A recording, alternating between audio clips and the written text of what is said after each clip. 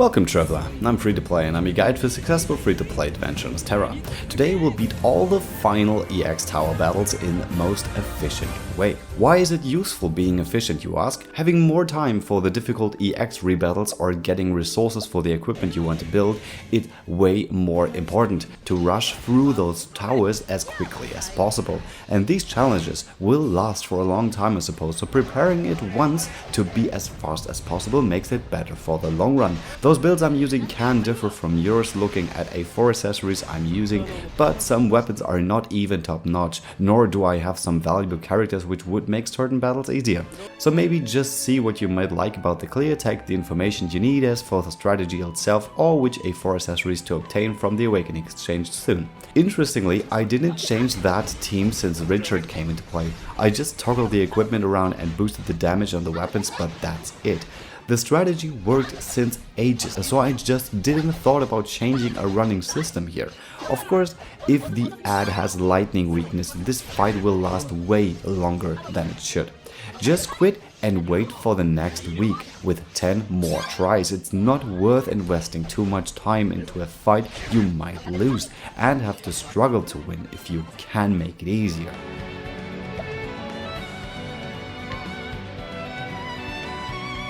Xanta's A4 is really powerful here, as Chloe's U10 is. Having that much hunters here is also a plus, which gives this team so much variety and you can benefit from everyone's strength. Lucetta makes Xanta so much stronger and is the only one here able to decrease the physical defense, so Lucetta is MVP here. I used her frequently now because of Keeper's effect stacking, but I didn't know she might be that useful in fights apart from that, as she makes Xanta have the active skill from Chloe and his own accessory last for 4 turns now. Canary is the key to deal enough damage in this battle, the fastest, but there's also one more aspect: breaking enough shields, preparing for that and evading every single attack, which could silence or blind or whatever. She's crazy. But there are 3 different scenarios in those 4 turns of clear. The ad is casting the shield guard either at turn 1, at turn 2, or at turn 3, which is not worth mentioning at all. So the strategy had to involve getting through with enough damage and not breaking too soon when the shield guard comes up too late. So you just have to arrange your moves when seeing the shield guards up, and you should come through here without any problem at all. Bargalo is even wearing a weapon which is not giving him a lot of attacks, so yeah. That BOA accessory for Therion works really good and makes him attack 2 times even without Alonia Hex, which is not allowed in this fight, which is just great.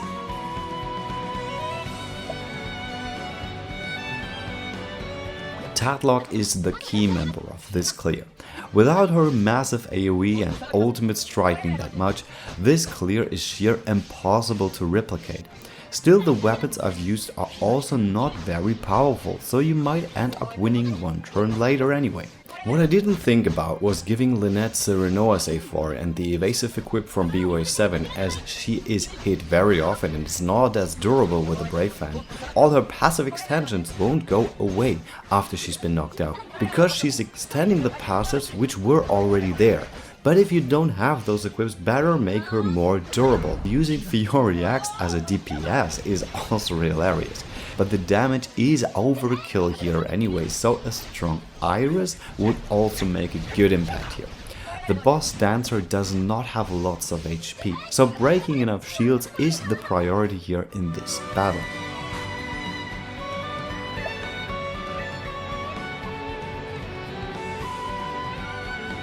So the mage gives you enough time to prepare everything. I would have overkilled even more because of Molu giving even more fire resistance down, so I didn't even need Lavina in the end. But I kept Sophia in anyway because of floor 4 EX, which has 2 enemies being weak to ice. But if you don't have Sol and U10, Molu is your way to deal more damage in this battle. So maybe just switch her out with the right equipment just before that one fight. that's not stealing that much time. So normally I would pick on Solon not increasing the physical attack more, but in this case it's a totally different story as he pushes the elemental attack and fire damage up, and this totally makes up for it.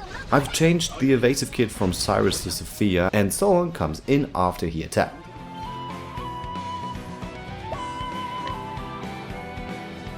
Sophia and Zenya do make this clear really easy.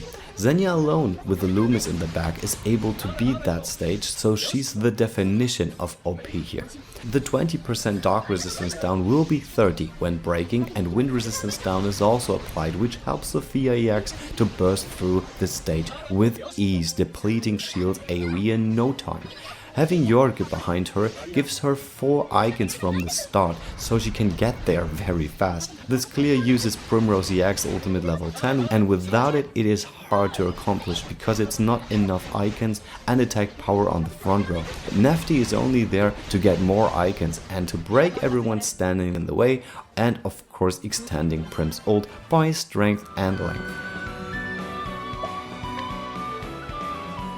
So this clear is really awesome, as you have 3 different taunts per turn, which are activated to make the bosses not use their silencing skills on your DPS. First comes Helga, which stays in the front because Roland is switching rows with her. Second comes 9S with Serenoa's A4, who is in the front until Krauser comes to the front after they've attacked. And finally, Pia uses her ultimate to boost everyone's attack and is also provoking them to attack her. That way you can build up everything and, by the way, break the first brother, so you're able to finish him off early. So you have enough attacks in the last turn to take down enough shields and finally take out the other brother too in one turn with fully powered Krauser and ultimates. But it's undeniable that Dorothea does help here a lot, boosting every merchant's power by 15%, and that all the time. Like the Thief fight, this battle can have different starts, as the skills this boss is using are pretty random.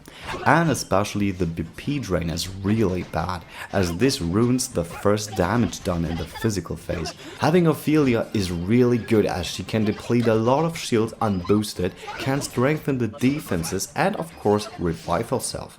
Breaking with Cedric's Scorching Flame needs you to have the cleric at 1 shield, so we have to attack with almost all units at full BP. Ephraim's ultimate can't be triggered due to having not enough consumed BP, but it's still fine, as you will see with the following battle.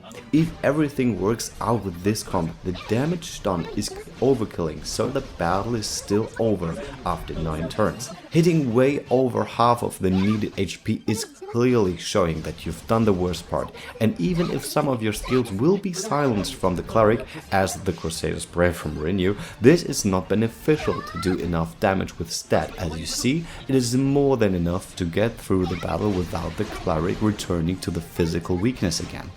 This is the only clear which is not over after 4 to 5 turns, but it's still very solid, and the back row push is still annoying as hell. Let's see when we can power creep that tower even more. Or are you able to pull it off right now with even less turns, or master any other battle in a different way, which would be nice to be seen in the comments?